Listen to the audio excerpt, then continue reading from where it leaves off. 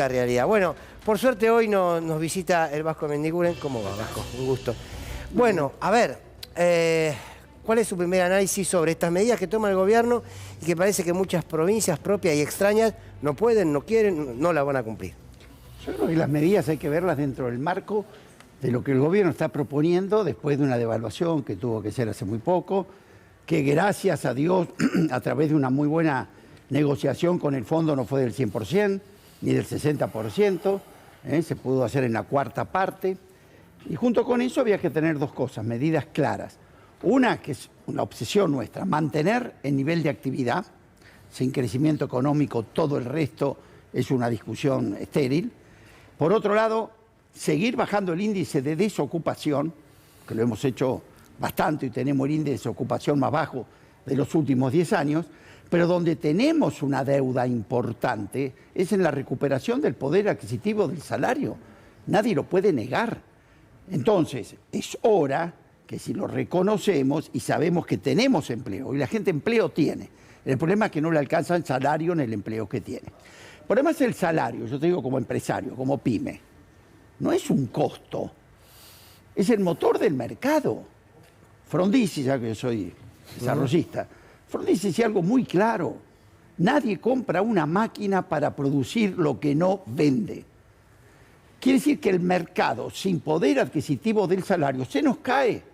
Bueno, entonces, esta es la primera definición. Segundo, hay que ser coherente, porque acá veo que hay otra discusión. Si el Estado debe o no intervenir en la economía. Vieja discusión. Entonces, creo que hay que ser coherente. El Estado sí tiene que intervenir cuando en el año 2020 salió al rescate nuestro, nos pagó hasta los sueldos, nos dio moratoria, ahí aplaudimos la intervención. Podíamos haber dicho, no, no intervengan, déjanme que me muera solo. No, aceptamos. También aceptamos los anuncios que hicimos juntos con el bono, que por ejemplo volvimos a bajar la tasa de interés para la inversión, que por ejemplo hoy, a diferencia del gobierno anterior, cuando yo llegué al Banco Vice, la tasa para inversión, el gobierno anterior, la tenía en 35 puntos por arriba de la inflación. Una tasa activa enorme, que solamente cerraba para el negocio financiero, no para el productivo. ¿Sabés en cuánto pusimos ahora la tasa para la inversión? 55 puntos por debajo de la inflación. Ahora, pregunto, sí. ¿Acá tiene que intervenir el Estado? Sí. Ahora, si nos dice, hagamos un aporte, que además, miremos el tema de los pymes, cómo se dijo, esa cuenta de paritarias, las pequeñas empresas lo pueden descontar 100% de las cargas patronales. Por eso, ahora hay algo que le quería marcar. Usted es muy claro en lo que expresa, ahora digo. La Argentina creció en estos años, sí creció. Sí. No se distribuyó. ¿Hay trabajo? Sí, hay trabajo, pero más de la mitad de ese trabajo es no registrado. Y como usted bien marcó, el salario no termina alcanzando. Por tanto, la evaluación final es negativa. No. ¿Por qué? Para la gente lo es. No cabe duda. Pero primero, voy a decir algo que a lo mejor suena antipático. No, diga, tranquilo. Pero quiero decir, nosotros tenemos dos obsesiones. Primero, el empleo. Nosotros conocemos lo que es la desgracia del desempleo. Cuando uno no tiene empleo, no tiene ningún salario, no tiene ninguna cobertura. Y de esto nos ocupamos y bajamos el desempleo a la mitad. Está en 6,4, el más bajo de los últimos 10 años. Y el otro es que el poder adquisitivo del salario, las dos cosas van juntas para nuestro programa, para nuestra decisión política. Y en esto fallamos. Y lo tenemos que recuperar. ¿Pero y cómo? Porque no hay, ahí vamos, medidas de este tipo, convocando a las paritarias, ir sobre el sector pasivo y dar los bonos que se están buscando. ¿Por qué? Porque fíjense algo que la oposición, acá la veo Patricia Bullrich, a todos los que la integraron en el 2002, ellos tuvieron la experiencia de un fondo monetario que como norma le pidió el ajuste. Y su primer medida fue bajar los sueldos, la tablita de Machinea, ¿te acordás?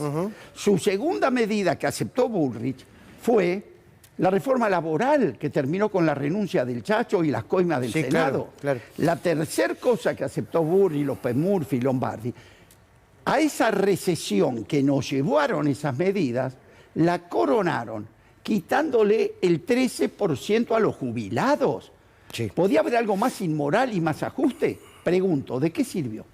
No, está claro. Salieron, no, Le lo sumamos. mandaron. Nosotros, Sí. por el contrario, primero nos tenemos que acercarnos del perno este que nos dejaron de la deuda con el fondo. Pero segundo, lo que no negocia, Sergio, es que eso sea a través del ajuste, sino del crecimiento. Lo que no negocia es que esto sea a través de caída el nivel de actividad. ¿Por qué? Porque ya está el ejemplo. Está bien, eso está... Y ahora bueno. vamos por el Ahora, salario, la recuperación bueno, del ahí le salario. sumamos, porque estuvimos consensuando algunas preguntas para aprovechar su tiempo. Esto de que hoy tenemos trabajadores pobres es lo que por primera vez pasa en la Argentina. Usted decía muy bien, el desempleo es algo que se ataca directamente. Queremos generar empleo. Ahora, si el empleo no te saca de la pobreza... No, pero por supuesto. Porque hoy tenemos empleo. Ahora, ¿cómo se hace para que ahí vamos. se pueda subir los salarios? Continuando con el camino que estamos transitando, que es el crecimiento económico. Ustedes saben que veníamos ordenando la macro, nos cayó un meteorito. Esto que fue la seca, son nada más ni nada menos que se cayó la cuarta parte de nuestras exportaciones. Conclusión, ¿tenés esos dólares? No. ¿Tenías reservas? No. Conclusión, ¿cómo tenemos que hacer para salir de esta situación con medidas de este tipo, pero apuntando al crecimiento? Te voy a contar otra cosa, porque acá estamos discutiendo modelos económicos. El modelo anterior, del de Patricia López Murphy, en 4 años tuvo 16% de caída al salario real. Como nosotros ahora no lo pudimos recuperar. Pero ¿sabés con qué diferencia? Que duplicó la desocupación. Es decir, te dio las dos pestes. Te dejó sin trabajo y además te licuó el salario. ¿Vos decís que estamos bien? No. Pero por lo menos el empleo lo mantenemos y vamos por la recuperación del salario. Está bien. Esta es una medida. Está bien. Ustedes, claro, no le vamos a poner a usted toda la responsabilidad de gobierno, que evidentemente estas medidas y este proceso a la gente no le llegó. Si no, no son los resultados electorales, Vasco. Usted lo sabe mejor que yo. Pero a ver, digo, este es el problema, está bien. Lo negamos. Yo lo que digo es, no, pero no sirve. Pero a esta altura del partido, sí, asumirlo solo no alcanza. ¿Me entiende? Vamos a sumar otra. ¿Que alcanza? No, pero por eso. Estamos manteniendo, estamos poniendo las paritarias. Ahora, alguien ganó. Si la Argentina creció, alguien ganó. Sí. ¿Y quiénes son? Porque el pueblo argentino no es. A ver, primero, vos tenés 2 temas en la Argentina. El salario nominal por persona y la masa salarial. Bien. Nosotros en Argentina mantuvimos e hicimos crecer la masa salarial. ¿Por qué? Porque hay más trabajadores. Individualmente el trabajador está peor, individualmente. Claro. Pero como masa salarial, que es la que empuja el consumo, estamos mejor, porque hay mucha más gente trabajando. Entonces sabemos este problema, no lo negamos. Y la decisión política nuestra está en la recuperación de esto. Lo que sí cree Sergio, y yo por supuesto comparto, que hay que jugarse la ficha al crecimiento. Porque ahí es al donde... crecimiento con distribución. Por supuesto. Ah, bueno. Para eso, vos fijate, nosotros tenemos claro, vos podés crecer expulsando empleo. Ya la Argentina lo vivió en los 90. Podés crecer aumentando la pobreza, ya lo vivimos. Ahora lo estamos viviendo. Bueno, pero ahora es accidentalmente. No es la decisión política como fue la decisión política de estabilizar ajustando por salario. Ahora, Vasco, la verdad que si no se hace algo más concreto con el tema de la inflación, pues lo vimos ahora con la devaluación, el efecto de la devaluación, las empresas se lo comieron en 5 minutos. Digo, los precios aumentaron incluso por encima de la suba del tipo de cambio. Muchos precios aumentaron por encima de la suba del tipo de cambio. Digo, ahí también falta, me parece, una política más firme del gobierno para ordenar eso, ¿no? Para ordenar el tema de los precios. Puede ser. Porque si no es una carrera nominal que no termina nunca, digo. Puede ser, sabes que no estoy en comercio. Mi tema es la industria. Y mi obsesión, la que me llama, la que me obliga a Sergio, es no abandonar el crecimiento. Ir por detrás de los dólares que las exportaciones nos van a traer en muy corto plazo. Porque tenemos que entender, a veces entendemos qué significó. Primero, miramos la forma de actuar. El año pasado la guerra nos sacó 5.500 millones por el déficit energético. ¿Qué hicimos con ese problema? ¿Le gritamos o lo solucionamos? Terminamos un gasoducto en 8 meses. El Fondo Monetario no nos quería dejar hacer el gasoducto, porque decía que era gasto. No dimos bola, hicimos el gasoducto. Conclusión, Lo que fue un saldo negativo de la balanza energética el año pasado de más de 5.000 millones, ya a fin de año lo vamos a convertir en un saldo positivo del sector energético.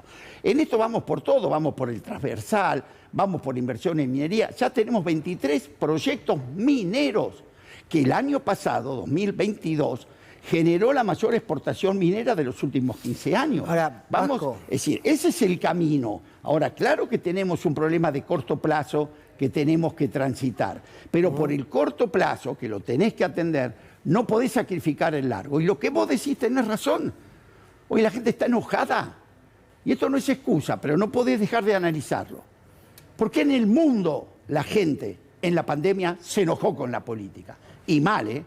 Se enojaron en el gobierno de derecha, de izquierda, progresistas, conservadores. Merkel la echaron, una estadista. Y en países que había estabilidad, que no había inflación y no había pobreza. Calculá en la Argentina. Entonces, claro que comprendo esa juventud que está enojada. No contra uno en particular, está enojado contra la estructura política.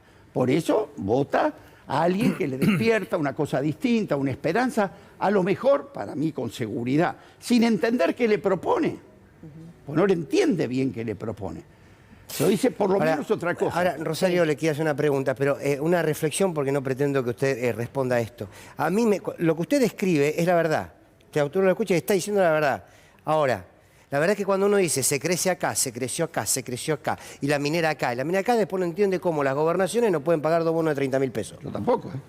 De verdad, ¿por qué no? Repasamos todo el crecimiento, pero las gobernaciones no tienen 2 cuotas de 30.000. Las gobernaciones, Rosario. y le pregunto también porque usted habla obviamente con los empresarios, en los próximos 15 días Claro. van a tener que pagar este bono. ¿Qué le dicen y si esa respuesta de no pagar es válida? Mira, yo hablo de mi sector, que es la Unión Industrial. Y la Unión Industrial no es la unanimidad industrial de Argentina, ¿eh? Nosotros, yo presidí la Unión Industrial en el 2002, propusimos nosotros una suma fija, creo que era 200 pesos en aquel momento, porque damos cuenta que era indispensable para la tranquilidad social y para tener demanda. Entonces, yo creo que muchos industriales, pyme, tenemos claro que el salario no es solo un costo, es el motor nuestro del mercado. Pasa que lo tenemos que hacer entre todos, ¿no es cierto? Y además vuelvo a la coherencia. Yo no puedo, por un lado, decir, pues ni gracias te dicen, ¿no? Che, a la exportación me acabas de dar 19.000 millones en aportes no reembolsables a las pymes para que yo siga exportando. Che, en estas últimas medidas me bajaste 11 puntos la tasa de interés para que los créditos absorban la mitad de la Y inflación. en ese sentido va a haber multas. ¿Qué se va a hacer con los No lo empresarios sé, que no paguen? la verdad que no lo sé, pero lo que sí tenemos que ser sensatos. Porque te explico, ¿quién nos pagó los sueldos en el 2020? La gente, ¿no? El gobierno Sí, operó, claro. pero lo paga la gente. Ahora, ¿quién nos baja la tasa? La gente. Ahora, ¿cuál es el esfuerzo nuestro? Hay que preguntarlo. ¿Andrés? No, iba a decir que el gobierno terminó devaluando, forzado por el Fondo Monetario Internacional, una devaluación que primero quisiera saber si a su criterio sirvió de algo o no, porque hoy tenemos una brecha más amplia que antes de la devaluación, incluso tenemos más inflación que antes de la devaluación, entonces uno se pregunta para qué sirvió esa medida que impulsó el fondo y finalmente qué es lo que va a hacer el gobierno con el programa con el Fondo Monetario Internacional, puesto que el fondo viene impulsando políticas económicas que evidentemente en la Argentina no funcionan. A ver, por eso vuelvo a la historia, a ser concreto. Lo que el fondo quiso hacer con la Argentina, que se lo pregunten a Patricia Bullrich y a todos los que en el 2002 le fue como le fue, una catástrofe. También el fondo sabe que hoy este perno que tenemos que levantar nosotros se debe a un crédito que otorgó, que no podría haber otorgado jamás. Cuando en el año 2018 le dio ese crédito, Caldarelli, que era el representante del Fondo Monetario en Buenos Aires, tuvo una entrevista con nosotros, con Aldo Piñarelli, con Lavagna y con Sergio Massa. Lo primero que le dijimos con 2 papeles, Caldarelli, no cobrás la deuda que vos estás contrayendo, con los perfiles de vencimientos que le pusiste, más los otros vencimientos que tiene la Argentina, y este nivel de ingreso de la Argentina, porque la Argentina no tenía ningún ingreso, venía con 3 años de saldo favorable de la balanza comercial y le otorgaste 45.000 millones. ¿Qué nos dijo? Bueno, no tenía que decir, le costó el puesto. Bueno, ustedes nos pidieron un plan de estabilización, no de crecimiento. Era para reírse, ¿no? ¿Cómo vas a crecer? O estabilizar sin crecer. Quiere decir que siempre subimos. Esto como, yo hoy me estoy haciendo cargo de eso que vos prestaste a un país que sabía que no te lo podía devolver. Porque acordate que le pusieron un vencimiento para el 2021 de 19 mil millones de dólares. Ahora, eso no te asustó. Y ahora querés que tengo una sequía que me sacó 21 mil millones de dólares.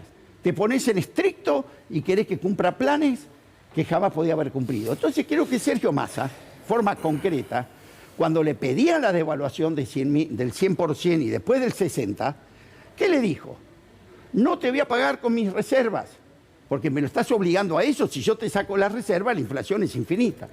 Y fue al fondo, fue a la Corporación Andina de Fomento, fue a Qatar, fue a los chinos, le puso la plata y no devaluó como le pidieron. Bueno, esa es la pelea que vos tenés que dar todos los días con el fondo, como lo diste con el gasoducto, como lo diste el otro día, para que no te lleven a un proyecto que ya fracasó en la Argentina. Claro. Vasco, gracias por haber venido. Muchas gracias. Y no es su métier en este tiempo, pero está cerca usted de muchos dirigentes, que todo esto que usted está contando, a la gente ya casi que dice, tiene razón el Vasco lo que dice, pero la dirigencia tiene que resolver todo lo que pasa todos los días. Yo lo que le puedo decir, sobre todo a la juventud, Porque no se termina resolviendo. a la juventud que comprendo que esté enojada. Pero la Argentina, y un día vengo y lo hablamos con cifras concretas, no con sanata, está en el pórtico, digamos, de un proceso de crecimiento extraordinario. El año que viene, Argentina vuelve a tener saldo favorable grande de la balanza comercial. Hay que distribuir. Por supuesto. Gracias, Vasco. Que esté muy bien.